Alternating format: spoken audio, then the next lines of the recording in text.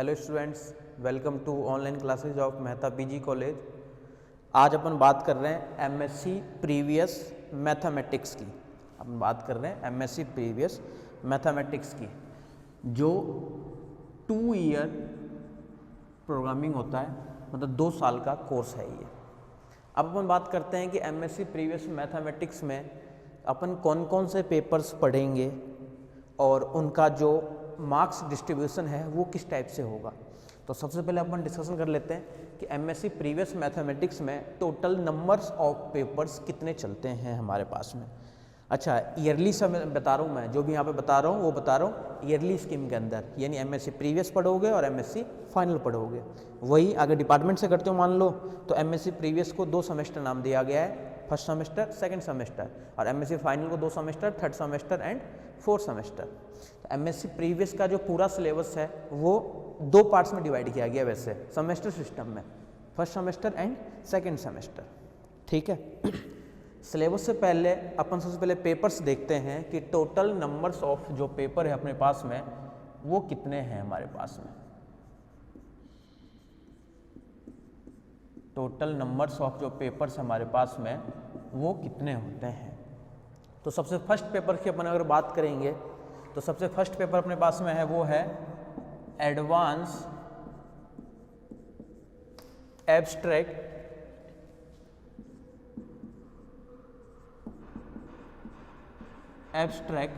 Algebra.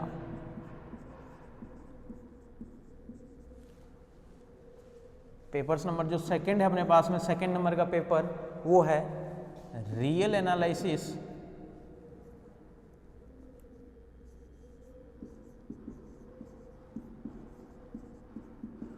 Analysis and topology.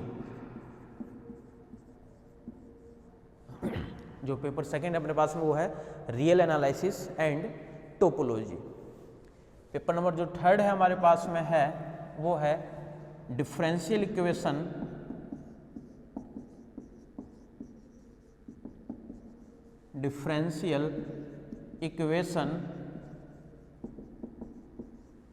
And special function.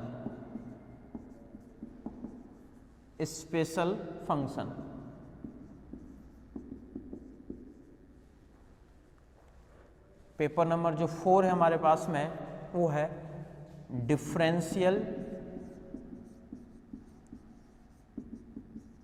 Geometry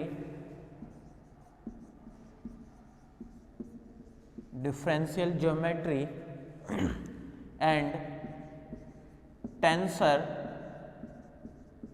analysis. Differential geometry and tensor analysis. और paper number जो 5th अपने पास में वो है मैकेनिक्स।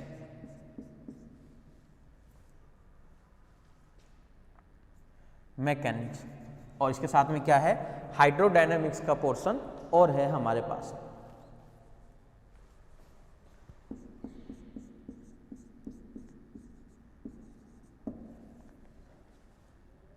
मैकेनिक्स और एंड साथ में क्या है, हाइड्रोडायनामिक्स है। इसमें भी 2 पोर्शन है। तो ये अपने पास में 2 इयर्स जो प्रोग्रामिंग है एमएससी प्रीवियस के अंदर, उसके अंदर अपने पास में टोटल नंबर्स ऑफ जो पेपर है वो हमारे पास में टोटल नंबर पेपर जो है वो है टोटल 5 पेपर। इसका साथ में हाइड्रोडायनामिक्स और है, मैकेनिक्स के साथ में क्या है, हाइड्रोडायनामिक्स।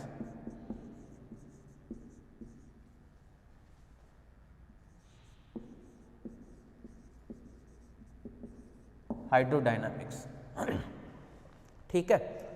तो अपने पास में ये टोटल जो 5 पेपर्स है वो हमें करने हैं एमएससी प्रीवियस के अंदर। एक चीज़ और सुन लो, ये जो 5 पेपर्स है ये हमारे पास में फिक्स पेपर है कि एमएससी प्रीवियस के अंदर ये आपको 5 पेपर्स तो ये पढ़ने ही हैं। एमएससी फाइनल ईयर में जब जाओगे आप लोग, तो एमएससी फाइनल ईयर के अंदर क्या होता है कि 2 पेपर्स जो होते हैं ना वो तो फिक्स होते हैं, बाकी जो 3 पेपर्स और बचते हैं उन 3 पेपर्स में से आप लोग अपने अकॉर्डिंग क्या कर सकते हो, चूज कर सकते हो। ठीक है। लेकिन एमएससी प्रीवियस के जो सिलेबस है वो फिक्स है, आपको ये 5 पेपर आपको पढ़ने ही हैं। अब अपन बात करते हैं, बहुत सी समस्या रहती है कि बीएससी में जैसे अपन हिंदी मीडियम भी होती थी, इंग्लिश मीडियम भी होती थी, तो अब हमारे पास में एमएससी के अंदर क्या होगा, हिंदी मीडियम होगा या इंग्लिश मीडियम है। तो एमएससी प्रीवियस के अंदर मैं बता दूं आप लोगों को कि हिंदी मीडियम में के अंदर पीजी यानी पोस्ट ग्रेजुएशन जो आप लोग कर रहे हो ये हिंदी मीडियम के अंदर नहीं होती है। यानी एमएससी अगर करोगे आप लोग मैथमेटिक्स से कर रहे हो तो ये इंग्लिश मीडियम से ही होती है। मैथमेटिक्स से क्यों, फिजिक्स से करो, केमिस्ट्री से करो, जिससे भी करो, तो ये जो करोगे आप लोग ये केवल और केवल इंग्लिश मीडियम ही है, हिंदी मीडियम नहीं होती है। बुक्स जो आप लोग लोगे ये भी सारी सारी इंग्लिश मीडियम में ही बुक्स आएगी। अब बात करते हैं कि सर इंग्लिश मीडियम में कई प्रॉब्लम्स आती है, अपन हिंदी मीडियम के रहते हैं, लिखने में सबसे बड़ी समस्या आती है कि अपन लिखेंगे कैसे। तो मैथ्स के अंदर मेरे हिसाब से जिसको इंग्लिश में डाउट्स वगैरह रहती है वही लोग एमएससी जो फिजिक्स में या फिर मैथ्स में करते हैं, क्योंकि उसके अंदर लिखने का काम तो ज़्यादा होता नहीं है। ठीक है, तो अपने पास में ये टोटल नंबर्स ऑफ पेपर जो है ये है 5 पेपर्स। अब मार्किंग की बात करते हैं कि टोटल कितने नंबर के तो एग्ज़ाम होंगे, हमें कितने नंबर चाहिए पासिंग मार्क्स। अगर उनकी बात करेंगे अपन तो जो पेपर फर्स्ट है ये अपने पास में टोटल जो मार्किंग होता है ये हमारे पास में होता है 100 मार्क्स का एग्ज़ाम। यानी फर्स्ट जो एग्ज़ाम है वो होता है हमारे पास में 100 मार्क्स, मैक्सिमम मार्क्स की बात कर रहा हूँ। पेपर नंबर सेकंड की बात करोगे तो ये भी हमारे पास में 100 मार्क्स। पेपर नंबर थर्ड की बात करोगे तो ये भी हमारे पास में 100 मार्क्स। पेपर नंबर जो 4 है ये भी 100 मार्क्स और पेपर नंबर जो 5 है ये भी 100 मार्क्स के। यानी टोटल जो मैक्सिमम मार्क्स होंगे आपके पास में, मैक्सिमम मार्क्स वो होंगे टोटल आपके पास में 500। मैक्सिमम मार्क्स जो होंगे टोटल वो होते हैं हमारे पास में 500। 500 की तो एमएससी प्रीवियस और 500 की एमएससी फाइनल। ठीक है, टोटल जो लास्ट का जो रिजल्ट होता है वो टोटल 1000 नंबर में से टोटल आपके पास में रिजल्ट निकलेगा कि 1000 में से आपके टोटल कितने मार्क्स आ रहे हैं। तो ये तो हो गया हमारे पास में मैक्सिमम मार्क्स के लिए कि मैक्सिमम मार्क्स जो होगा पर पेपर का वो होगा 100 मार्क्स का। अब 100 मार्क्स का ये भी ठीक है। अब 100 मार्क्स में पेपर डिस्ट्रीब्यूशन होता कैसे है ये भी देख लो। तो सेम टू सेम जैसे पहले बीएससी के अंदर होता था पेपर डिस्ट्रीब्यूशन वैसे ही होता है एमएससी के अंदर पेपर डिस्ट्रीब्यूशन। लेकिन बीएससी के अंदर कोई भी पेपर 100 मार्क्स का नहीं होता था, सारे पेपर अपने पास में 50 मार्क्स मैक्सिमम होता था, फिर 50 मार्क्स का भी नहीं होता था, उसमें प्रैक्टिकल वगैरह होते थे। प्रैक्टिकल के लिए और देख लो, अब एमएससी मैथमेटिक्स में कोई भी प्रैक्टिकल नहीं है आपके पास में। ये टोटल जो है टोटल थ्योरेटिकल बेस ही है। यानी आपको सारे के सारे जो मार्क्स है ये खुद ही लेकर के आने पड़ेंगे। यानी प्रैक्टिकल के मार्क्स मैथमेटिक्स के अंदर प्रैक्टिकल नहीं होता है। फिजिक्स में होता है, केमिस्ट्री में होता है, बाकी हर सब्जेक्ट में होता है, लेकिन मैथमेटिक्स में प्रैक्टिकल नहीं है। हालांकि यूजी लेवल पे होता है प्रैक्टिकल हमारे पास में। अब तो 30 मार्क्स से कर दिए, फर्स्ट ईयर में भी 30 मार्क्स, सेकेंड ईयर में भी, थर्ड ईयर में भी। तो प्रैक्टिकल मार्क्स होते हैं तो परसेंटेज बनाना, जो अपन परसेंटेज बनाते थे यूजी के अंदर, वो काफ़ी आसान होता था। क्यों होता था कि 30 मार्क्स वाले कॉलेज के मिलते थे, तो 30 नहीं तो 25 मान लो एवरेज तो जाते ही थे। उसके अलावा 120 मार्क्स बच गए। अगर इसमें से मान लो 70 मार्क्स भी लेकर के आते हो तो टोटल हो गए 95 मार्क्स। ये हो गया आपके पास में 60 प्लस होगी परसेंटेज 150 में से। कितना स्कोर करना था आपको? 120 में से ओनली 70। ठीक है, तब तो भी जाकर के आपको 60 प्लस होगी परसेंटेज। लेकिन अब ऐसा नहीं है। अब जो हमारे पास में मार्क्स होंगे वो सारे पेपर्स के ही मार्क्स है। यानी मेन एग्जाम में जो पेपर्स होंगे वो आपके पास में 100 मार्क्स के पेपर होंगे, टोटल पेपर। ठीक है, अब बात करेंगे यूनिट्स वगैरह की। तो बोलेगी एडवांस एब्स्ट्रैक्ट अलजेब्रा जो है इसकी टोटल 5 यूनिट इसके अंदर भी आएगी, 5 units. Real analysis and topology इसके अंदर भी 5 यूनिट्स आएगी, लेकिन एक में 2 यूनिट्स आएगी, एक में 3 यूनिट्स आएगी। Differential equation and special function इसके अंदर भी 3 यूनिट्स इसके अंदर आएगी और 2 यूनिट्स जो है आपके पास में इसके अंदर आएगी। ठीक है, और अगर बात करेंगे मैं क्या इस वाले के अंदर डिफरेंशियल ज्योमेट्री में भी सेम भाई 3 यूनिट्स तो इसके अंदर है और 2 यूनिट्स जो है वो है टेंसर एनालिसिस के अंदर। इसमें भी 2 यूनिट्स इसके अंदर है, 3 यूनिट्स जो है वो है इसके अंदर है। मैकेनिक्स और हाइड्रोडायनामिक्स की बात करोगे तो मैकेनिक्स में भी आपके पास में टोटल जो है यहाँ पे इसके अंदर है 3 यूनिट्स और इसके अंदर है टोटल 2 यूनिट्स है।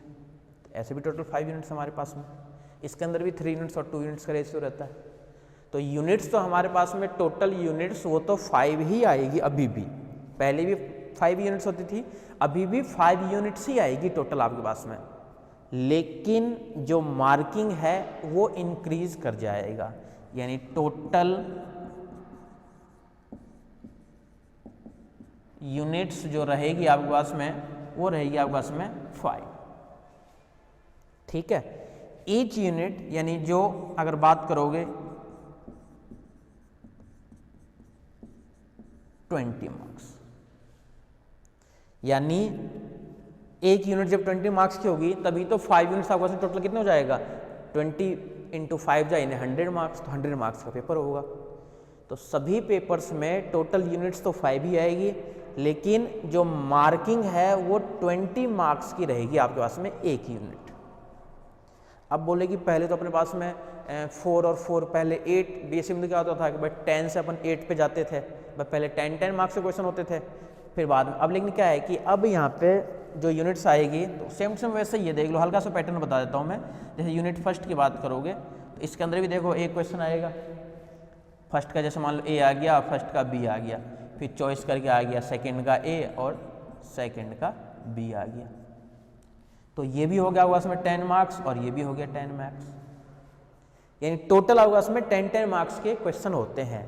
कई बार ऐसा भी पूछ लेता है कि 2 पार्ट ना पूछ के इसमें केवल एक ही पार्ट पूछे, जैसे सेकंड ही पूछे बस, और इस सेकंड में ही एक ही क्वेश्चन दे दो, वही दे दे 20 मार्क्स का। ऐसा भी हो सकता है कि एक ही क्वेश्चन दे दे, वही दे देगा आपके पास में 20 मार्क्स का। ठीक है, तो ये भी काफ़ी आसान होता है। ठीक है, तो ये हमारे पास में है पेपर्स और ये है हमारे पास में टोटल नंबर्स ऑफ पेपर्स। ठीक है, नोट कर लो इसको।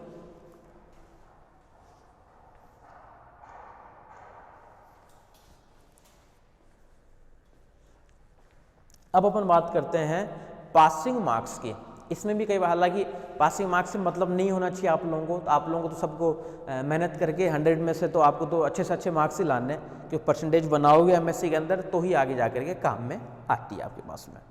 क्योंकि अगर मान लो पीजी के अंदर मिनिमम 55% अगर नहीं बनाते हो तो एमएससी जो पोस्ट ग्रेजुएशन जो आप लोग कर रहे हो ये करने का कोई मतलब नहीं होता है आपके पास में।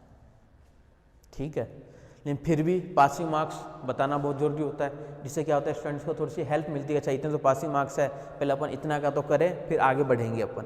तो ये भी देख लो, जो आपके पास में पासिंग मार्क्स होते हैं टोटल इस 500 में से, ध्यान से देखना इधर, पर पेपर में जो 100 मार्क्स का जो पेपर है, इस पर पेपर में अगर 25 मार्क्स अगर लेकर के आते हो आप लोग, 25 मार्क्स अगर लेकर के आते हो तो भी पेपर ड्यू नहीं रहेगा, तो भी पेपर आपका क्लियर रहेगा। वो मात्र 25 मार्क्स लेकर के आते हो तो, और 25 को मतलब समझ गए क्या, 100 में से 25, और 100 में से 25 मतलब क्या हो गया, देख लो कि प्रत्येक यूनिट कितने की है, 20 मार्क्स की तो एक यूनिट है, यानी पूरे के पूरे 5 यूनिट में से 1 या 2 यूनिट तो ऐसे रहता ही रहता है जो सबको आता है, सभी को आता है कम से कम, और काफ़ी आसान भी होती है वो यूनिट्स। ठीक है, तो एमएससी के अंदर पास होना बहुत ही आसान काम है, लेकिन आपको परसेंटेज बनानी है मेन चीज़। तो पासिंग होने के लिए क्या है, 25 मार्क्स तो चाहिए आपको मिनिमम पर पेपर में 25, लेकिन एग्रीगेट की भी ध्यान रखो, बट अगर एग्रीगेट की बात करोगे ना तो वो 36% होनी चाहिए। एग्रीगेट परसेंटेज की बात करोगे तो ये आपके 36% तो होने ही चाहिए टोटल 500 में से, 500 मार्क्स में से 36% तो होने ही चाहिए। मतलब ऐसा नहीं हो सकता है कि अगर आप सभी पेपर में 25 अगर ले आते हो ना तो आप लोग पास हो जाओगे, नहीं होगे पास, क्योंकि एग्रीगेट तो 36% तो चाहिए ही चाहिए। ये तो ये इसमें है कि अगर मान लो किसी कोई पेपर मान लो वीक है ज़्यादा, उसमें अगर 25 मार्क्स आ गए, बाकी किसी में 70 लिया है, 80 लिया है, तो एग्रीगेट जो है ना वो 36% होने ही चाहिए, तभी जाकर ये क्या होता है कि पास हो जाते हो आप लोग। ठीक है, तो 25 तो दिखाता है किसमें कि पेपर बैक वैक नहीं रहेगा आपके पास में। ठीक है, क्लियर है।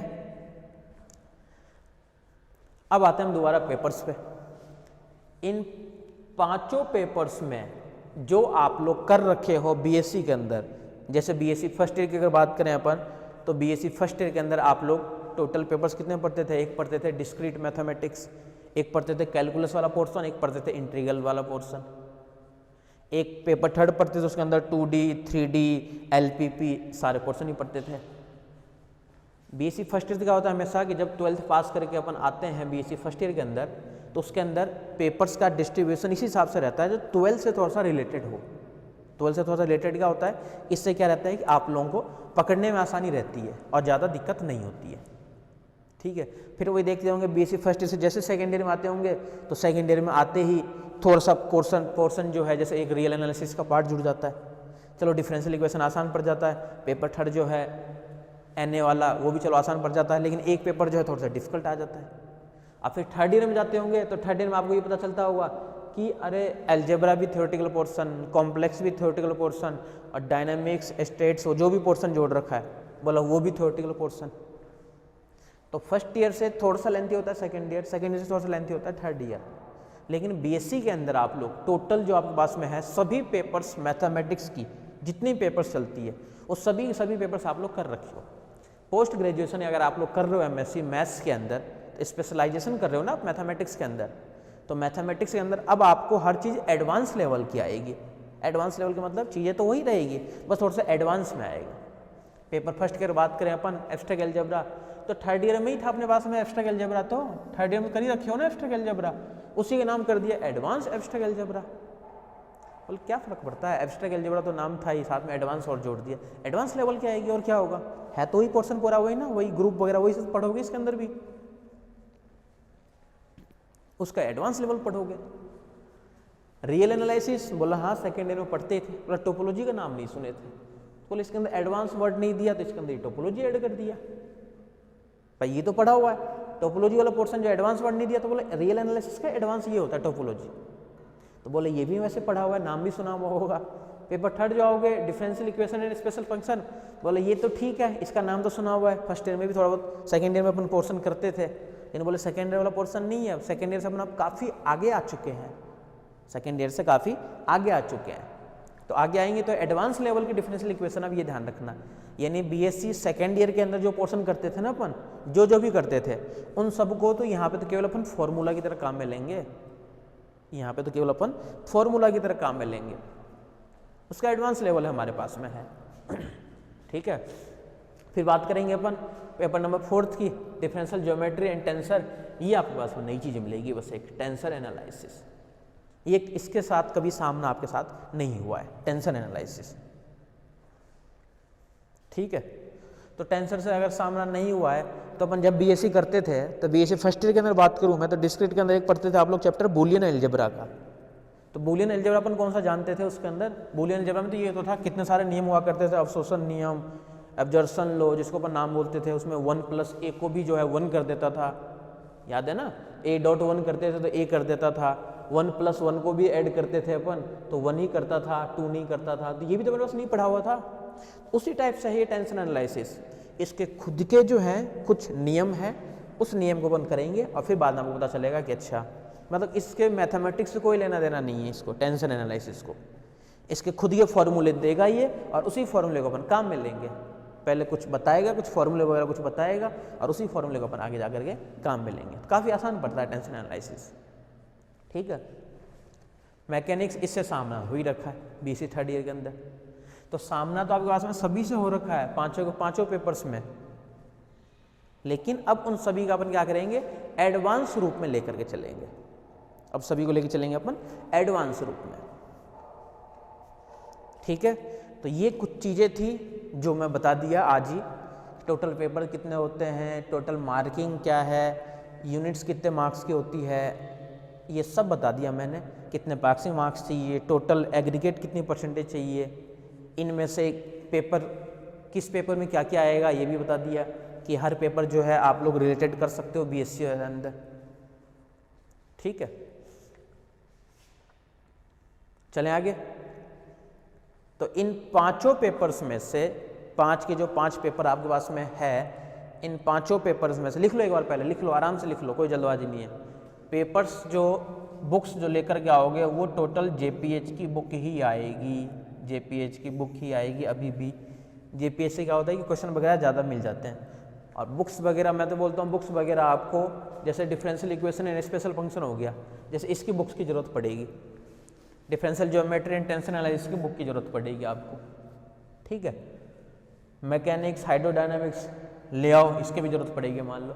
लेकिन ये दो तो मान लो आपके पास में थ्योरेटिकल बेस है, इसमें तो थ्योरम्स वगैरह ये सब चलती है, रियल एनालिसिस एंड टोपोलॉजी के अंदर, एडवांस एब्स्ट्रैक्ट अलजेब्रा के अंदर, तो इसके अंदर भी ले आओ, अच्छी बात है। तो टोटल जो पेपर्स आपके पास में उन सब की जो बुक्स लेके आओगे आप लोग, वो बुक लेके आओगे JPH की ही बुक लेकर के आओगे, ठीक है।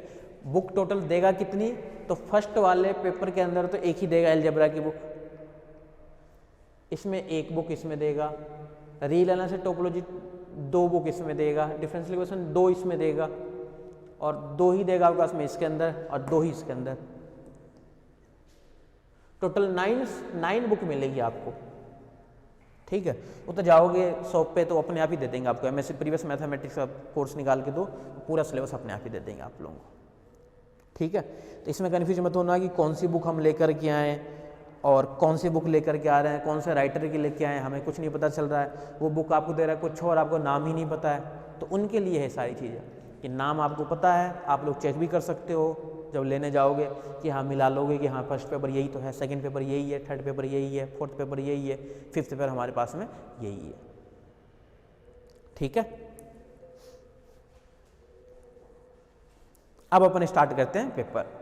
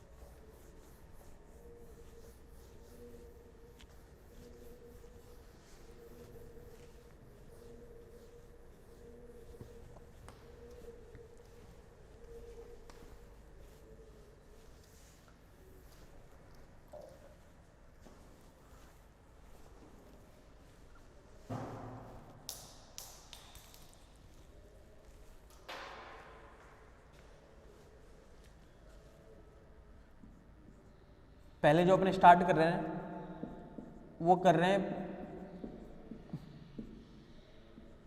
Paper third, differential equation,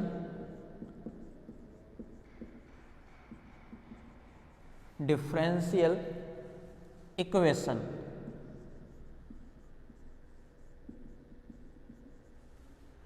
differential equation. Paper third अपन स्टार्ट कर रहे हैं differential equation.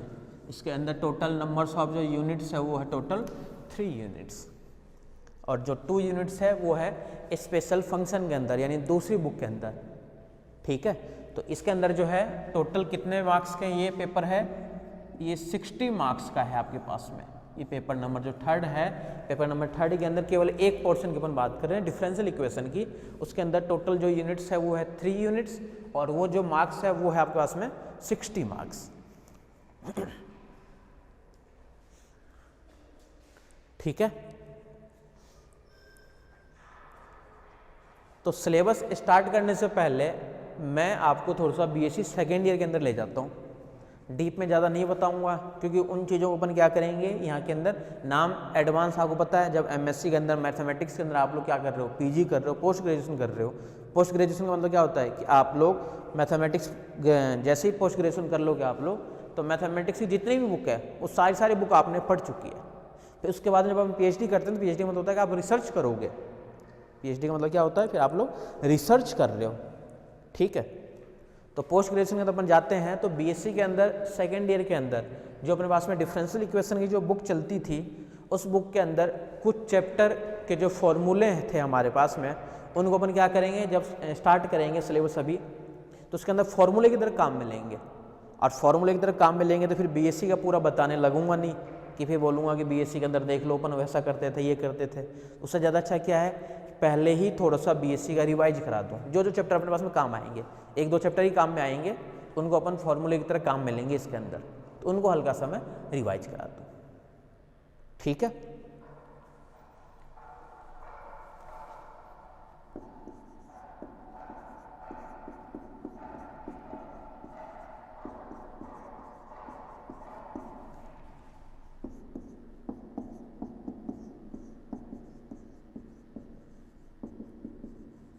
Differential equation, BSc second वाली डिफरेंशियल इक्वेशन। ठीक है, इसके अंदर अपन जब यूनिट्स की बात करते थे तो फर्स्ट चैप्टर में करते थे डिफरेंशियल इक्वेशन क्या क्या, first order and first degree differential equation, यानी first order and first degree differential equation को सॉल्व करने के लिए अपन क्या करते थे, कुछ मेथड्स करते थे। उसमें सबसे पहले अपन क्या करते थे, ऑर्डर डिफाइन करते थे। जो काम आएगी उसको मैं बताऊंगा यहाँ पे, जो काम में नहीं आएंगी उसको बस एक बार मैं रिवाइज करा रहा हूँ। ऑर्डर डिग्री डिफाइन करते थे। ऑर्डर डिग्री डिफाइन करने के बाद में फिर अपन क्या करते थे कि first order and first degree differential equation को सॉल्व करने के कुछ मेथड्स हुआ करते थे हमारे पास में, जिसमें से सबसे फर्स्ट मेथड था, किसी को याद हो तो वेरिएबल सेपरेबल मेथड। उसका काम क्या था कि वेरिएबल को सेपरेट करो, एक तरफ भेज दो। ठीक है, एक्स की टर्म्स को कलेक्ट करो, एक तरफ भेज दो, वाई के टर्म्स को कलेक्ट करो और एक तरफ भेज दो। वेरिएबल सेपरेबल के बाद में फिर अपन नेक्स्ट मेथड पे जब गए थे ना अपन, तो नेक्स्ट मेथड था हमारे पास में होमोजीनियस डिफरेंशियल इक्वेशन। होमोजीनियस का एक पर्टिकुलर मेथड हुआ करता था हमारे पास में कि y equals to v x अपन लेट करेंगे, यानी y x को अपन v लेट करते थे होमोजीनियस के अंदर। अब y x क्यों लेट करते थे, जब हमारे पास में dy अपॉन में dx गिवन होता था हमारे पास में, यानी dy बाई dx की फॉर्म होती थी ना, तो अपन y बाई x को v लेट करते थे। अब फिक्स फॉर्मेट था कि x के रेस्पेक्ट में डेरिवेटिव करना है, जैसे इसके वैल्यू क्या हो गई, y इक्वल टू जैसे हो गया यहाँ से क्या vx हो गया। फिर फिक्स फॉर्मेट था इसके अंदर कि इधर भी x के रेस्पेक्ट में डेरिवेटिव करते थे अपन dy अपॉन में dx, और इधर भी x के रेस्पेक्ट में डेरिवेटिव करते थे अपन कि v को एच डी छोड़ते थे, x को अपन कर दिए 1 प्लस x को छोड़ते थे अपन और v को कर देते थे क्या dv अपॉन में d ऑफ x। आप लोगों को आता है, बहुत अच्छी बात है, नहीं आता है तो हल्का सा रिवाइज हो जाएगा इससे करने से, कि जब अपन सिलेबस स्टार्ट करेंगे ना अपन ये वाला पोर्शन, तो उसके अंदर बीच में कहीं ना कहीं काम में लेते रहेंगे, तो फिर वहाँ पे मेरे को नया बताना पड़ेगा। फिर क्या अपन करेंगे, डायरेक्ट लिख दिया करेंगे कि हाँ इसका रिजल्ट ये आएगा, इसका रिजल्ट ये आएगा। हालांकि ये सब काम में नहीं आता इतना, आगे जाकर के काम में आएगा। फिर ये वाले अपन इसके अंदर पुट करते थे, इसको फिर सॉल्व करते थे। फिर नॉन होमोजीनियस को, यही मेथड था नॉन होमोजीनियस, पावर सेम नहीं होती थी। अच्छा, पहचानने का तरीका तो पता ही था आपको, होमोजीनियस है इसका मतलब क्या हुआ कि पावर सबकी क्या होनी चाहिए, इक्वल होनी चाहिए। पावर किसकी देखते हैं, वेरिएबल्स की। पावर इक्वल हो, पावर इक्वल नहीं हो तो y अपॉन में x और x अपॉन में y क्या हो, बार बार रिपीट हो। और फिर क्या बोलते थे कि जब दोनों ही समझ में नहीं आ रहा ना, कई बार रूट वगैरह आ जाए, बोले क्या करो, बोले कुछ मत करो, y की जगह तो बोले लैम्डा y पुट कर दो और x की जगह पुट कर दो लैम्डा x और सॉल्व कर दो। सारे लैम्डा कैंसिल हो जाने चाहिए थे। ये तो पता है ना थर्ड वाला, तो ऐसा ना हो कि पता ही नहीं चल रहा कि क्या बता रहा है वो। ऐसे ही करते थे ना बीएससी सेकेंड ईयर के अंदर, ये देख लिए ये देख लिए, जब नहीं समझ में आता था तो अपन ये कर देते थे। तो ये था पहचानने का तरीका।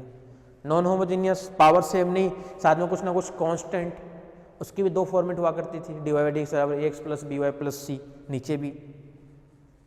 ठीक है, फिर लीनियर, लीनियर के एक पर्टिकुलर भी फॉर्म थे अपने पास में।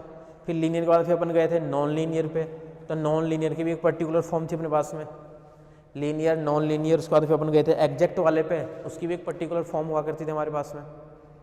नॉन एग्जैक्ट में, नॉन एग्जैक्ट के भी हमारे पास में टोटल मेथड्स हुआ करते थे, 6 मेथड। इंस्पेक्शन मेथड कि जो देखते ही पता चल जाए इसके लिए IF ये होगा। ठीक है, तो ये चैप्टर इतना काम में नहीं आता है, इसलिए इसको इतना डीप में बता करके कोई मतलब नहीं है। इसी के बाद में जो अपन यूनिट नंबर 2 करते थे,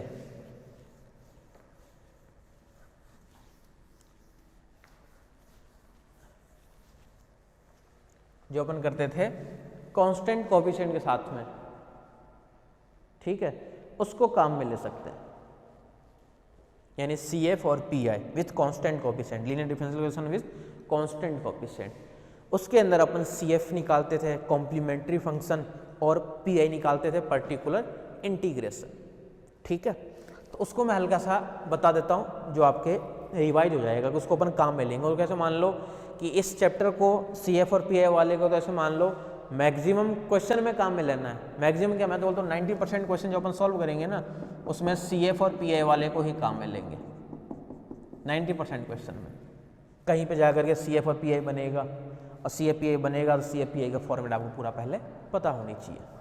तो जब CF और PI बनेगा अपने पास में, तो CF और PI बनाने के लिए अपने पास में पर्टिकुलर जब अपन CF निकालते थे, कॉम्प्लीमेंट्री फंक्शन जिसका नाम हुआ करता था, जिसको आप लोग हिंदी मीडियम वाले क्या पढ़ते थे, पूरक फलन।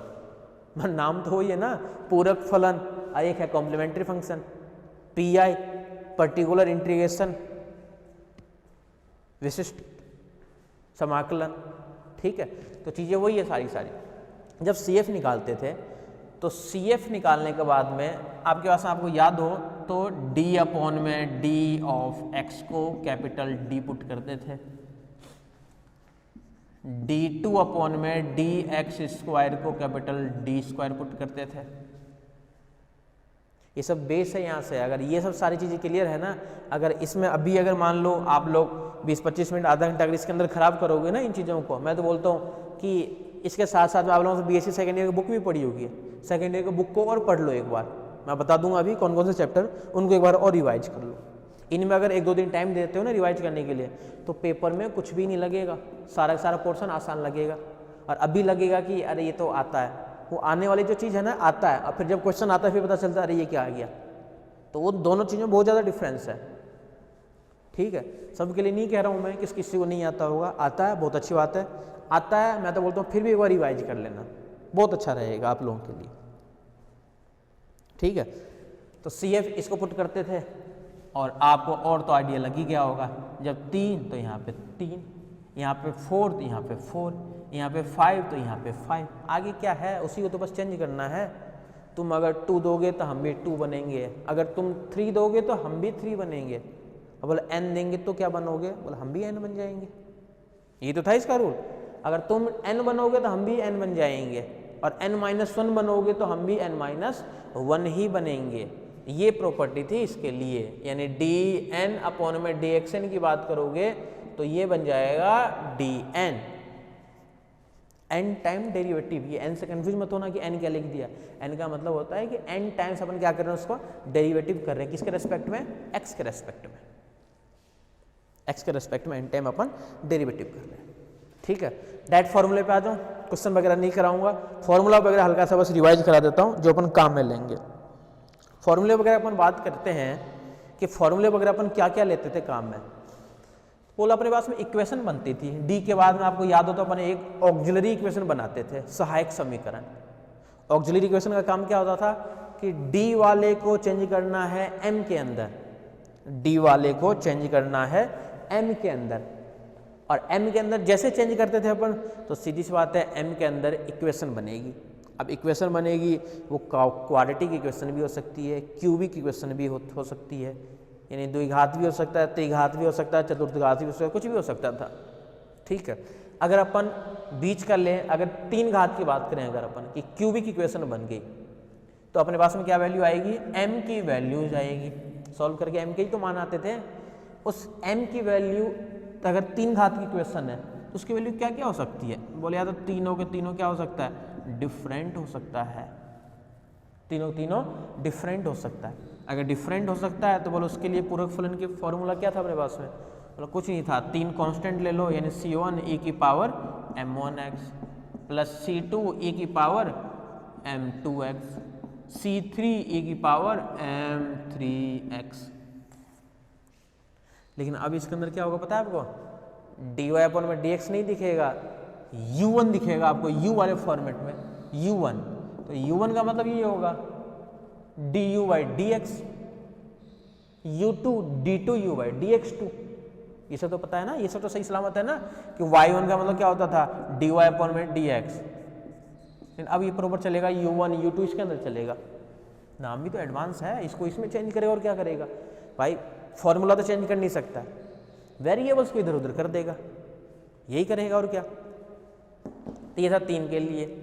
इसी के अंदर मान लो कि हमारे पास में बोले 2 के लिए क्या करते थे, बोले 1 हटा देते थे बस, और क्या करेंगे, जो 3 का काम है बोला वही काम होता है 2 का, बस 1 इसमें से हटा देना चुपके से बस। बोलो नेक्स्ट पे चलो, बोलो अगर मान लो सपोज करो कि 2 तो सेम आ जाए, तीनों ही सेम आ जाए, चलो फर्स्ट बार मान लेते हैं कि तीनों ही सेम आ जाए, m की वैल्यू 2 2 2 3 3 3 1 1 1, बोलो उसके लिए क्या था फॉर्मूला, और उसके लिए फॉर्मूला वही था। इसके लिए क्या याद रखना था कि मैं फॉर्मूला कि CF इक्वल्स टू, अब इसके लिए फॉर्मूला क्या, तीनों सेम, यानी C1 प्लस C2x, फिर हाँ वेरी गुड C3x स्क्वायर, और बाहर e की पावर m1x। ये था फॉर्मूला किसके लिए, जब तीनों की तीनों वैल्यू क्या हो जाए, इक्वल हो जाए, तीनों की तीनों वैल्यू क्या हो जाए, इक्वल हो जाए, m1 m1 m1, तब था फॉर्मूला क्या, तीनों सेम है, C1 C2x C3x स्क्वायर, और बाहर क्या आ जाएगा, e की पावर m1x। कहाँ दिक्कत है,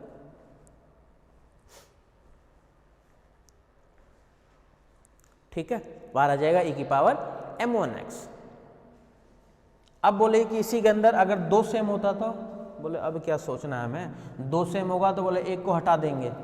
अब बोले कि 4 में इक्वेशन एक और आ जाए तो, बोला अब तो बोले कि हमें सब पता चल रहा है, यहाँ से x की पावर 0, x की पावर 1, x की पावर 2, एक और क्या आएगा x की पावर 3, और constant plus C1 C2 C3 C4 दे देंगे नया कांस्टेंट का नाम। कौन सी बड़ी बात है इसके अंदर, ये किसके लिए है, जब आपके पास में क्या हो, 4 हो और 4 हो, चारों चारों क्या हो, मतलब सेम हो, ठीक है, पता होगा सबको, बहुत अच्छे से आता होगा।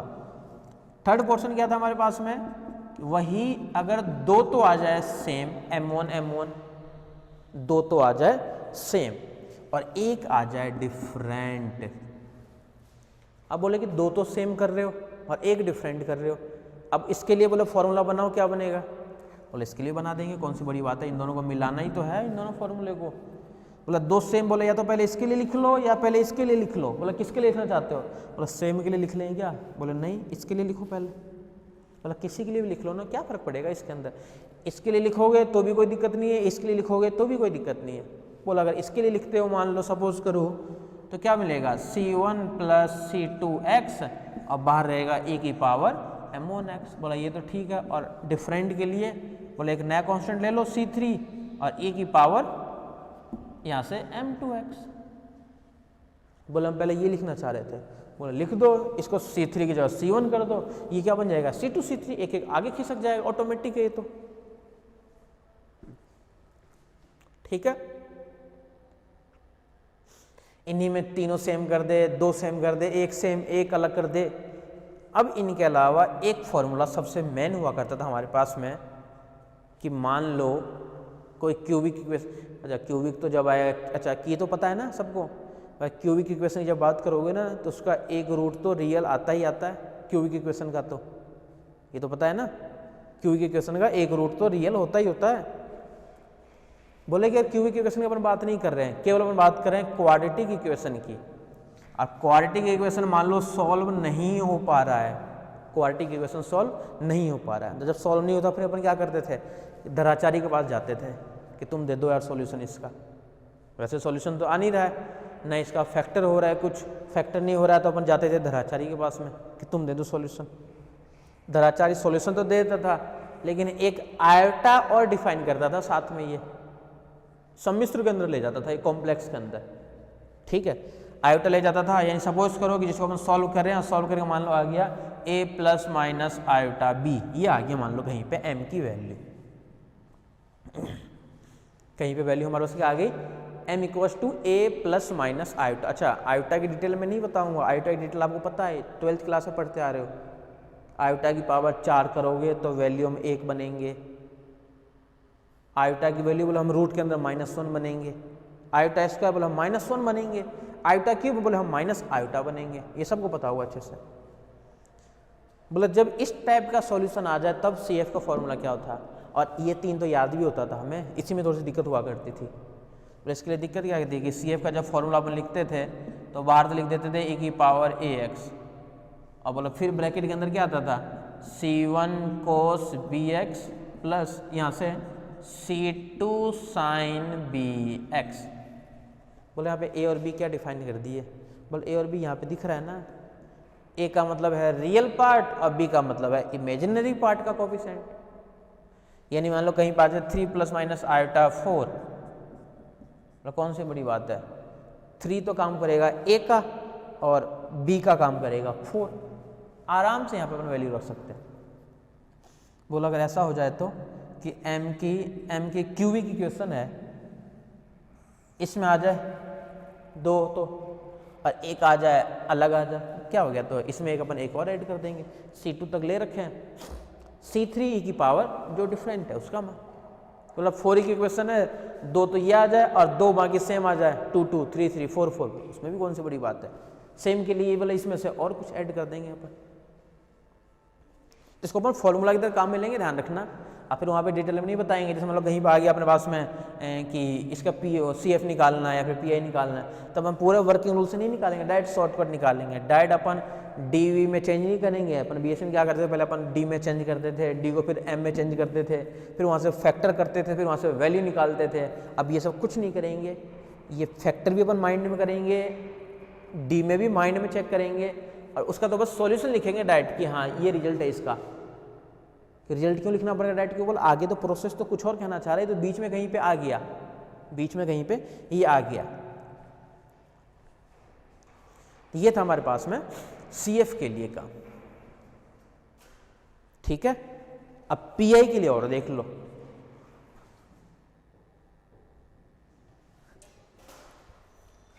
PI के लिए और आ जाओ।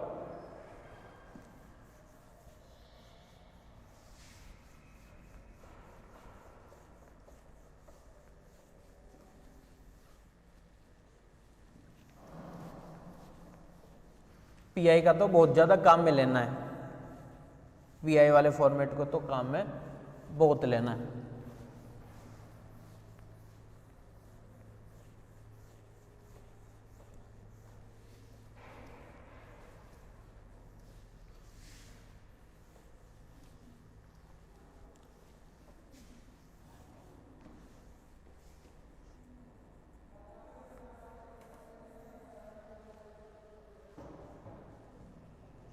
आ जाओ इसके अंदर, PI वाले के अंदर, पर्टिकुलर इंटीग्रेशन के अंदर, इसको तो अपन बहुत ज़्यादा काम में लेंगे, ध्यान रखना। पर्टिकुलर इंटीग्रेशन, पर्टिकुलर इंटीग्रेशन के अंदर इक्वल टू के बाद की बात होती थी, इक्वल टू के बाद में क्या क्या आएगा? बोले इक्वल टू के बाद के अंदर हमारा फिक्स था कि फर्स्ट e की पावर ax आ सकता है, सेकेंड पोर्शन बोले ये भी फिक्स था हमारे पास में, या तो साइन ax आएगा या फिर कोस ऑफ ax आएगा। साइन स्क्वायर बोला, साइन स्क्वायर नहीं आ सकता है, अगर साइन स्क्वायर आएगा तो उसको अपन पहले फॉर्मूले में चेंज करेंगे, कोस स्क्वायर x आएगा तो उसको फॉर्मूले में चेंज करेंगे, ठीक है। थर्ड पोर्शन x की पावर n का portion, x square x cube x four, 1 + x square 3 + x4, कुछ भी आ सकता है। फोर्थ बोला इनका मल्टीप्लाई हो सकता था कि e की पावर ax के साथ में क्या क्या आ जाए, या तो आ जाए साइन ax या फिर आ जाए कोस ऑफ ax, मल्टीप्लाई की बात कर रहे हैं अपन। फिफ्थ नंबर पे बोला e की पावर ax के साथ में क्या आ जाए, x की पावर n आ जाए। तो और भी कुछ बच गया क्या? बोले एक बच गया ना, इन सब का तीनों का मल्टीप्लाई, यानी e की पावर ax रहता था, इसके साथ में क्या आ जाए, साइन ऑफ ax या फिर cos of ax, sine ax या फिर कोस ऑफ ax, या फिर इनके मल्टीप्लाई में आ जाए x की पावर n, या फिर इनके मल्टीप्लाई में आ जाए x की पावर n।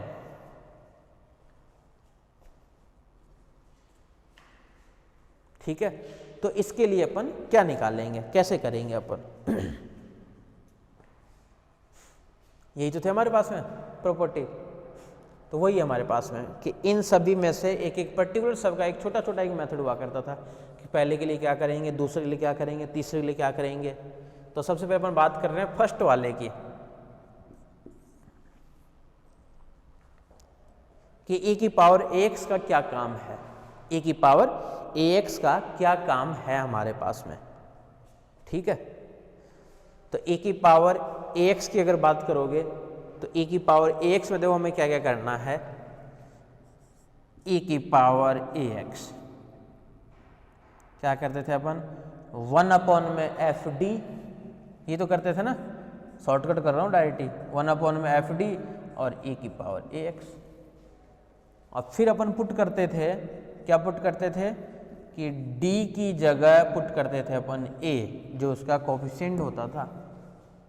अगर बोला कहीं पे डी स्क्वायर है तो भी क्या हो गया, अगर डी स्क्वायर है तो उसका ए स्क्वायर, अगर बोला डी क्यूब है तो बोला डी क्यूब है तो ए क्यूब। और टारगेट क्या होता था अपने पास में कि नीचे से सभी डी को अपन हटाते थे, यानी नीचे से कुछ भी डी ऊपर भी नहीं बचना चाहिए। और नीचे डी है तो उसका मतलब क्या होता था कि एक बार इंटीग्रेशन, अगर ऊपर डी है तो उसका मतलब क्या था, एक बार डिफरेंशियल। नीचे वाले डी का तो एक बार इंटीग्रेशन और ऊपर वाले डी का एक बार डिफरेंशियल, यही था सेम टू सेम। बोला कि एक कंडीशन और फंसता था इसके अंदर, अगर डी की जगह कोफिशिएंट रखे हैं और वो 0 बना दे तब क्या करेंगे अपन। बोला उसके लिए फॉर्मूला था अपने पास में, क्या था कि जब ये किसके लिए है, since f D not equal to 0। Second portion क्या है इसी के लिए, e की पावर x की बात कर रहे हैं अपन, 1 में एफ डी और e की power ax since f D equal to 0, 0 का पोर्शन आ जाए तब क्या करेंगे। बोले क्या हो गया, 0 का पोर्शन आएगा तो एक फॉर्मूला बनेगा इसके लिए। और फॉर्मूला क्या बनेगा इसके लिए, फॉर्मूला इसके लिए हुआ करता था मेरे पास में x की पावर r अपॉन में फैक्टोरियल r, और जो रहता था वो रहता था एज इट इज। ये फॉर्मूला था पी आई का। बोले r क्या आ गया यहाँ पे, बोले r तो कितनी टर्म्स 0 हो रही है, वो है r का मतलब। अब फैक्टोरियल, बोला फैक्टोरियल क्या बता रहे हो, फैक्टोरियल तो हम शुरू से बचपन से जानते हैं। बोले फैक्टोरियल की भी एक कहानी अलग थी, फैक्टोरियल 0 भी 1 करता है और फैक्टोरियल 1 भी 1 करता है, ये तो पता है ना अच्छे से। फैक्टोरियल 0 भी 1 और फैक्टोरियल 1 भी 1 करता है। बोले आर तो कितनी टर्म्स 0 हो रही है। अगर अपन बात करें, मान लो कहीं पे आ गया d-1 फैक्टर करने के बाद में, और d-2 और e की पावर आ गया 2x। बोले जब इसके अंदर पुट करते थे ना अपन, बोले बन गया 0। बोले 0 बनते ही इसकी पावर कितनी है, बोले इसमें तो 0 नहीं बन रहा है, बोले इसको सॉल्व कर लो, 2 - 1 यानी 1, बोले ये तो सॉल्व हो गया।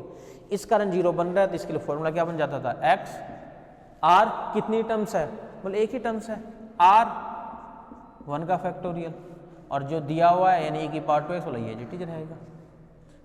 बोले इसी में अगर d-2 का स्क्वायर होता तो बोले यहाँ पे 2 आ जाता, कौन सी बड़ी बात है। ये किसके लिए है हमारे पास में है, e की पावर x के लिए। ये e की पावर x आ जाए और e की पावर x आने के बाद में क्या हो, पार्ट जो हमारे पास में है वो पार्ट्स क्या बन रहा हो, 0 बन रहा हो, है ना सही सलामत। ये भी देख लो, आराम से देख लो।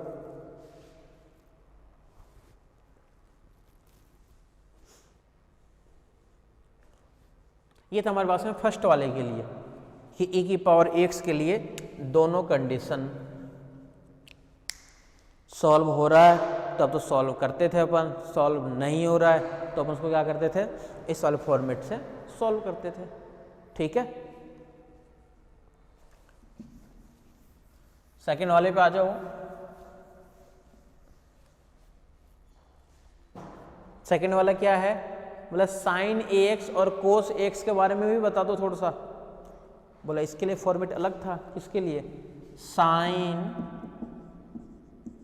ax या फिर कोस ax। बोले इसके लिए अपन क्या करते थे, बोला ये तो सब में फिक्स था कि 1 में एफ डी, और ये रहेगा एज इट इज, मान लिया साइन ax है, 1/1 देख लो, कोस x तो सेम टू सेम लगेगा। बोले इसमें क्या करते थे अपन, पुट करते थे, क्या पुट करते थे, d square equal to minus का a स्क्वायर, यानी साइन ax का कोस x का जो भी कोएफिशिएंट होगा उसका स्क्वायर वो भी माइनस में, और वो पुट करना है डी स्क्वायर की जगह। उस टाइम अपन कंफ्यूज भी होते थे कि बोले स्क्वायर कर रहा है तो माइनस क्यों कर रहा है, प्लस ही कर देना। बोले तो मेथड बता रहा है, बोले तो अपन जानते हैं स्क्वायर करेंगे तो पॉजिटिव आएगा, लेकिन ये तो मेथड यही कह रहा है ना कि स्क्वायर करना है वो भी माइनस में लेना है, तो इसमें तो अपना दिमाग लगाना ही नहीं है भाई। मेथड जो कहेगा उसी के अकॉर्डिंग तो अपन वर्किंग को लगाते थे। अभी भी वही काम है कि डी स्क्वायर की जगह पुट करना अपने को माइनस का ए स्क्वायर। देन क्या करते थे अपन कि जैसे पुट कर देते थे तो तो पुट करने के बाद में नीचे के टर्म्स केवल और केवल किसमें बचती थी, डी में, या फिर हो सकता था किसी में डी नहीं है तो डायरेक्ट भी सॉल्व हो जाता था। और फिर नीचे वाले टर्म्स को अपोजिट ऊपर नीचे में क्या करते थे, मल्टीप्लाई और डिवाइड करते थे। मान लो सपोज करो अपने पास ये बच गई 1/d+2, बोला अब तो वैल्यू रख नहीं सकते। अब मान लो यहाँ पे है sin 3x, बोला अब तो रख नहीं सकते, अपन क्या कर सकते थे, अब 1 में बोला d+2 को तो रहने दो, एक d-2 और ऊपर नीचे कर दो, d-2 और sin of 3x, नीचे तो फॉर्मूला बन गया a+b है माइनस b, और ऊपर वाले को मल्टीप्लाई कर देते थे, और d जब इसके साथ आएगा तो डेरिवेटिव, यही काम था। सेकेंड कंडीशन क्या थी आपके पास में, जब इसके अंदर भी नीचे वाला पार्ट क्या बन जाए, 0 बन जाए, यानी 1/d² प्लस a², या 1/d² माइनस का a², sin ax या फिर cos ax। तो उसके लिए फॉर्मूला हुआ करता था अपने पास में क्या, x/2 इंटीग्रेशन या तो sin ax या फिर cos ax और dx। ये भी पता होगा, ये 0 के लिए था, पता है, सभी सब सही सलामत है, ये सब तो इन सबको काम में लेंगे, साइन वाले को ज़्यादा काम में लेंगे, ध्यान रखना। तो ये प्रॉपर्टी किसके लिए हमारे पास में है, sin ax और cos ax के लिए है, ये सेम टू सेम यही वर्किंग रूल, ठीक है। 0 होगा तब क्या होगा, और 0 नहीं होगा तब अपन क्या करेंगे।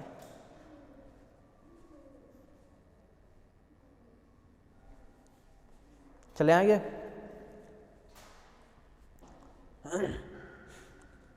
थर्ड प्रॉपर्टी पे आ जाओ। थर्ड क्या कहना चाह रहा है,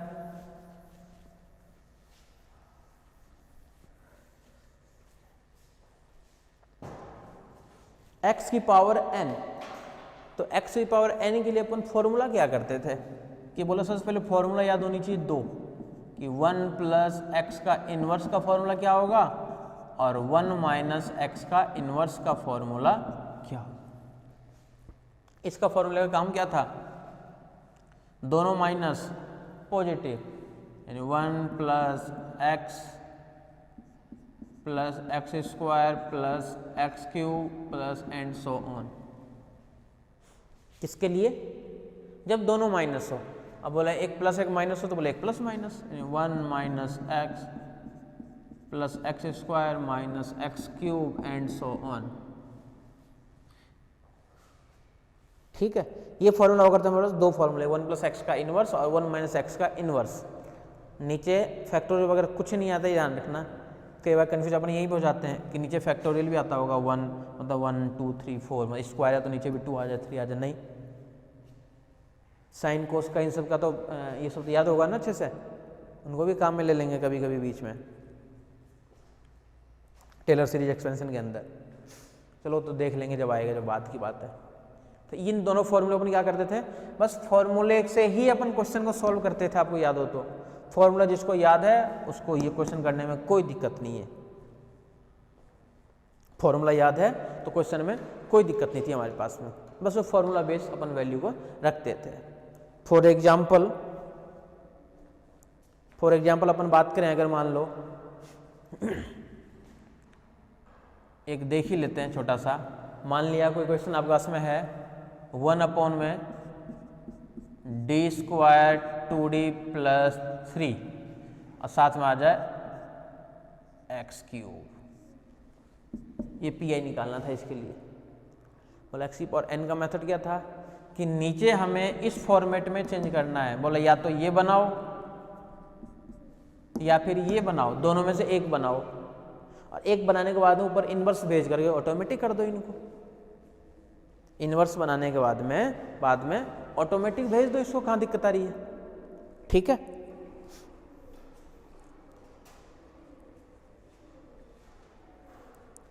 अब देखो इधर, जब इसको इस फॉर्मेट में अपन चेंज कर रहे हैं तो चेंज करने के बाद में काम क्या था अपने पास में, अगर नीचे कोई कांस्टेंट है तब तो हमें कांस्टेंट को कॉमन लेना है। अगर नीचे कांस्टेंट नहीं है तब d की जो मिनिमम पावर है उसको कॉमन लेना है। या तो कांस्टेंट है तब कांस्टेंट निकाल दो। अब बोले कांस्टेंट है ही नहीं तो कांस्टेंट नहीं है तो क्या करोगे, ज़्यादा इसको बाहर ले सोगे और क्या करोगे, वही इसके अंदर कांस्टेंट है तब तो ठीक है, नहीं है कांस्टेंट तो डी वाले को बाहर निकाल लो और क्या, ठीक है। तो वही सेम सेम करना है। बोले इसके अंदर तो है कांस्टेंट 3 और ले लो कांस्टेंट को बाहर। बोले कांस्टेंट को जब बाहर लेंगे तो क्या मिलेगा, 1/3 को बोले बाहर ले लिया। बोले अब काम बन गया, 3 को बाहर लेते बोले ये तो बन गया 1 और ये क्या मिल गया d² प्लस का 2d और ये अपॉन में आ गया ये 3 और साथ में यहाँ से x3। बोले अब ठीक है। बोला नहीं होता तो, बोला नहीं होता तो भी कोई दिक्कत नहीं थी। बोले इसको लिखेंगे कैसे सही फॉर्मेट में, बोले भेज दो ऊपर, इन 1/3 तो बाहर है ही, ये ऊपर जाए तो क्या मिलेगा 1/d² प्लस 2d/3 इसका इन्वर्स और x3। बोला अब ये मिल गया वही वाली चीज़ जो अपने पास में ऊपर दो फॉर्मूले हैं। ये क्या मिल गया 1 + x का इन्वर्स, या फिर ज़्यादा से यहाँ पे माइनस होता। ये फॉर्मेट था ना, तो वही फॉर्मेट बता रहा हूँ मैं। ये फॉर्मेट किसके लिए था, x की पावर n के लिए। x की पावर अगर n आएगा तो उसके साथ में क्या करेंगे, कैसे करेंगे, ठीक है। ये भी किसके लिए है, इसके साथ में है ये पार्ट।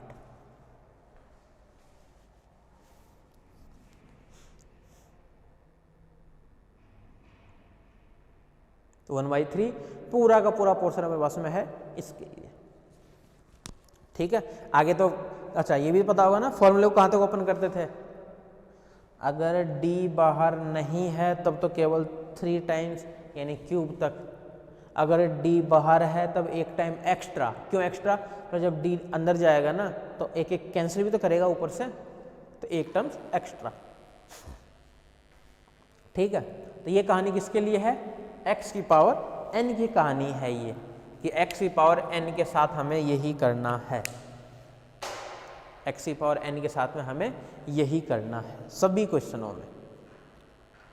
बोले अब ये 3 ही मेन हुआ करते थे, बाकी तो क्या है एज इट इज चलेंगे, बाकी तो हमारे पास में एज इट इज काम में लेंगे। एज इट इज कैसे काम में लेंगे, अगर फोर्थ की बात करें अपन कि फोर्थ वाले से कैसे अपन एडजस्टमेंट करेंगे, तो फोर्थ वाले को अपन क्या करते थे कि e की पावर ax के साथ में दोनों भी सेम साथ साथ है, फोर्थ और फिफ्थ ध्यान रखना। इसीलिए क्या था कि e की पावर ax अगर दिख रहा है fd के अंदर तो सबसे पहले उसको बाहर ले लो e की पावर ax को। कंडीशन क्या है कि fd प्लस a कर दो। कंडीशन क्या थी हमारे पास में कि जहां जहां पे d है वहां पे कर दो d प्लस है, d प्लस है, d प्लस है। एक छोटा सा बस देख लेते हैं जो पता चल जाएगा। जैसे मान लो दिया हुआ है d² प्लस का 3d प्लस का 4 और साथ में दे दिया e की power x cos 3x, e की पावर 2x मान लो। बोला इसके लिए अच्छा जो ये है वही ये है, बताने की जरूरत नहीं है, x की पावर n आ जाएगा, फर्क क्या पड़ेगा हमें, तो आगे इसका तो मेथड पता ही है। ये क्या कहता है कि अगर e की पावर ax है तो सबसे पहले इसको बाहर निकाल दो, निकाल देते हैं बाहर, तो यहाँ पे तो बाहर आ जाएगा क्या e की पावर 2x। फिर अंदर कंडीशन क्या है, जहाँ जहाँ पे d है वहाँ पे क्या मिल जाएगा d प्लस 2 का स्क्वायर प्लस 3d की जगह d प्लस 2 प्लस का 4 और यहाँ पे बचेगा केवल और केवल cos 3x। इन्हें अपन क्या किए f d में चेंज किए हैं f d प्लस a, ये चेंजिंग किए। अब बोल आगे कुछ नहीं करना, ये तो बोला रिजल्ट तक चलेगा एज इट इज और ये चलेगा तो आंसर तक एज इट इज। और इसके अलावा बोले इसको सॉल्व कर लो, पहले होल स्क्वायर है या होल क्यूब है इसको ओपन कर लो, इसको ओपन करने के बाद में फिर इसका मेथड लगा दो sin ax और cos ax का। तो इसका मेथड कैसे लगाएंगे, तो sin ax और cos ax का मेथड अपन जानते हैं, अभी भी देखे थे अपन कि d² की जगह माइनस का a² पुट कर दो, d² की जगह माइनस का a² पुट कर दो, अपने आप बन जाएगा उसके लिए। तो किसके लिए है ये है इसके लिए fd प्लस a के लिए, ठीक है। तो ये हमारे पास किस किस के लिए है, फोर्थ के लिए है और साथ में फिफ्थ के लिए है। क्वेश्चन करने की जरूरत नहीं है, बस हल्का सा मेरे को तो याद दिलाना है। तो ये पोर्शन था हमारे पास में फोर्थ के लिए।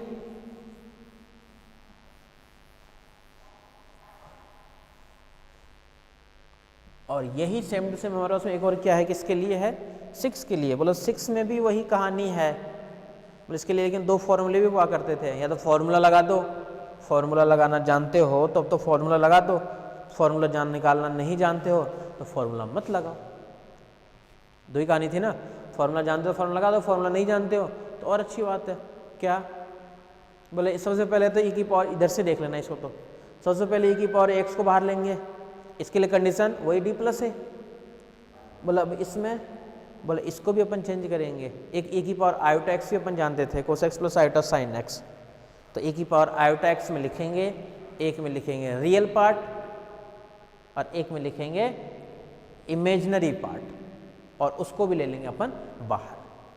तो एक में तो रियल पार्ट आएगा ही आएगा और एक में आएगा इमेजिनरी पार्ट। तो real part and imaginary part, उसको भी अपन क्या करते थे, बाहर निकालते थे। ठीक है, यहां तक देख लो, इसको इसी में बता दिया मैं, तो पता होगा सभी। और आप अगर आप लोग चाहो तो बीएससी सेकेंड ईयर के अंदर ये चैप्टर नंबर 3 है, इसको और देख सकते हो अच्छे से।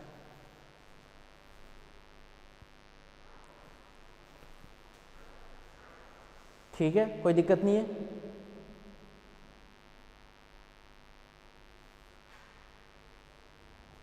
ये थी यूनिट नंबर 2 है हमारे पास में। इसी के बाद में जब अपन आगे चलते थे ना, 3rd नंबर की यूनिट, 4th नंबर की यूनिट और 5th नंबर की यूनिट, आगे वाले तो काम नहीं आएगी। एक चैप्टर और काम में आता था हमारे पास में, चैप्टर नंबर 6 जब अपन करते थे, चैप्टर नंबर जब 6 करते थे उसको भी अपन काम में लेते थे। बोलो उसको कैसे काम में लेते थे, तो उसको काम में अपन लेते थे क्या करके, कि आपको याद हो तो मैं हल्का सा याद दिलाना चाहता हूँ आपको कि वो किस में होता था हमारे पास में। उसके लिए फॉर्मेट भी मैं थोड़ा सा बता देता हूँ आप लोगों को कि क्या था मैन फॉर्मेट। यहाँ तक ठीक है ना, पहले देख लो एक बार, यहाँ तक पहले एक बार देख लो, फिर आगे चलते हैं।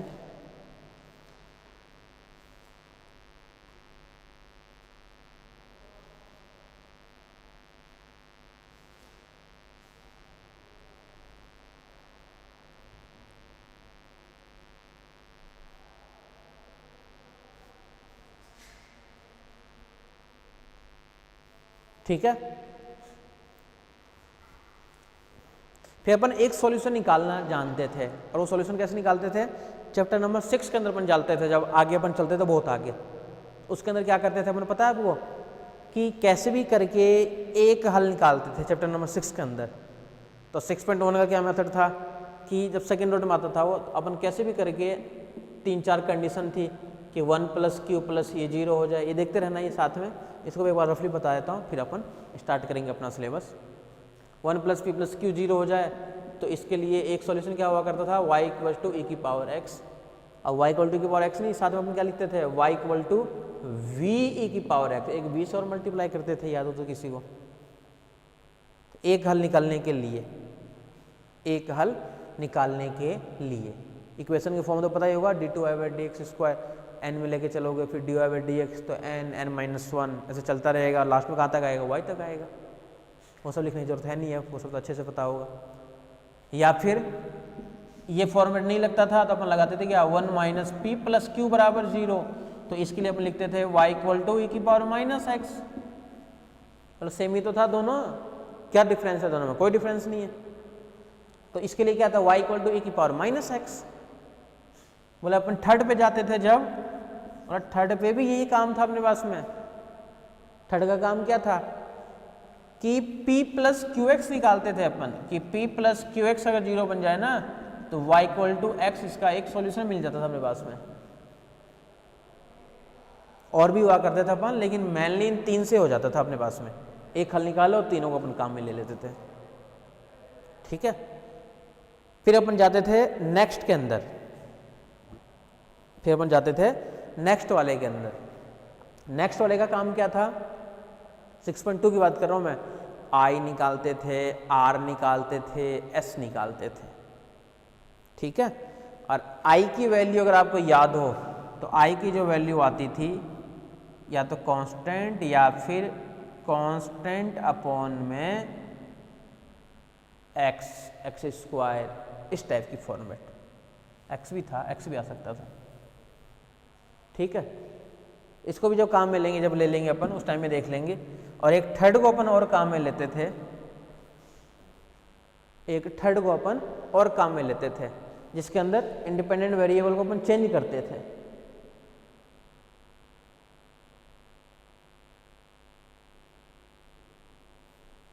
इंडिपेंडेंट वेरिएबल को अपन जेड में चेंज करते थे। उसको कैसे चेंज करते थे वो भी देख लो।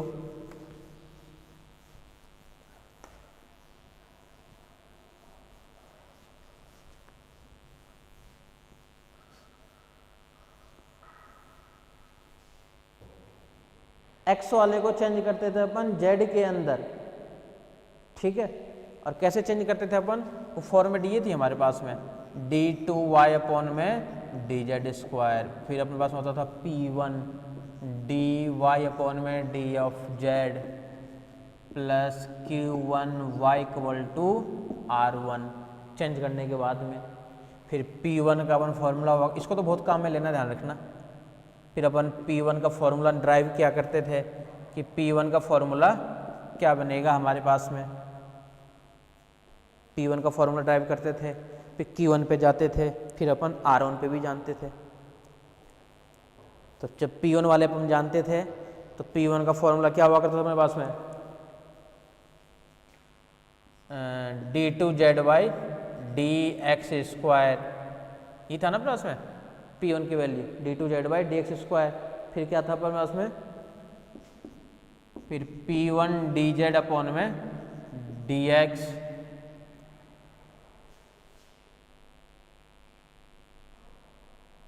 p dz बाई dx था, हुआ करता था अपने पास में।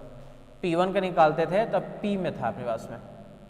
इसको तो चेंज करने के बाद में अपन इसके अंदर वैल्यू पुट करते थे, p1 q1 r1 की वैल्यू अपन निकाल लेते थे ना, वो अपन इसके अंदर पुट करते थे। और होता था अपने पास में pqr के अंदर, pqr के अंदर मतलब कि d2y बाई इस टाइप से d2y by dz square dx square, फिर प्लस का p x में था plus p dy by dx, इस टाइप का format, plus q y equal to r, इस टाइप का हुआ करता फॉर्मेट। यहाँ से p और q की वैल्यू लिखते थे अपन, और फिर अपन p और q मान निकालते थे। अपॉन में p dz बाई dx यहाँ पे आता था, और साथ में अपॉन में क्या था हमारे पास में dz अपॉन में dx का होल स्क्वायर काम में लेते थे कि dz अपॉन में dx का होल स्क्वायर। फिर इसी टाइप से अपन क्या निकालते थे, q1 और r1 और निकालते थे, q1 और r1 ये भी अपन निकालते थे। तो q1 के लिए क्या था अपने पास में कि q अपॉन में dz अपॉन में dx का होल स्क्वायर, और यहाँ से z भी ड्राइव करते थे, आपको याद होता है, इसको इधर भेज देते थे, है ना। फिर r1 भी निकालते थे, और r1 का ही फॉर्मूला हुआ करता अपने पास में क्या, r अपॉन में dz बाई dx का होल स्क्वायर। बोले दोनों में से मतलब अपन पहले फिर q1 ही क्यों निकालते थे, मतलब q1 इसलिए निकालते थे क्योंकि इसके बराबर अपन एक कांस्टेंट ले लेते थे, याद हो तो कांस्टेंट ले लेते थे, उस कांस्टेंट को अपन बराबर दिखा देते थे। कांस्टेंट लेते थे अपन और उस कांस्टेंट को अपन क्या करते थे, बराबर दिखाते थे। इस कारण पर क्या करते थे कि ये वाली वैल्यू लेते थे काम में।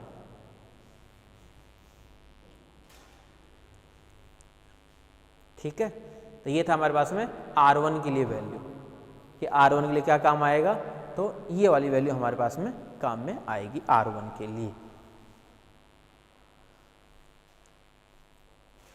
और p1 q1 और r1 इन सब को इसके अंदर रखते थे, और इसके अंदर रखने के बाद अपन क्या करते थे, इसको अपन सॉल्व करते थे। ठीक है, फिर अपन इसके वाले नेक्स्ट चैप्टर के अंदर चलते थे, उसके अंदर भी एक मेथड हुआ करता था, उसके बाद भी एक नेक्स्ट मेथड था हमारे पास में। फिर 6 के बाद में फिर हमारे पास में आगे उधर कोई काम में नहीं आएगा, पार्शियल वाला जो चैप्टर है वो भी काम में नहीं आएगा। तो इन सभी चीज़ों को अपन क्या करेंगे, अपन बेसिक की तरह काम में लेंगे पेपर नंबर 3 के अंदर। तो ये चीज़ें अगर आपका सेकेंडरी का बुक है तो एक बार और देख लेना, चैप्टर नंबर 3 और चैप्टर नंबर 6 को एक बार, ये 2 चैप्टर तो काम में आना ही आना है। क्लियर है। अब अपन स्टार्ट करेंगे अपना सिलेबस। जो पेपर नंबर 3 है डिफरेंशियल इक्वेशन का, ये सिलेबस अपन अब स्टार्ट करेंगे।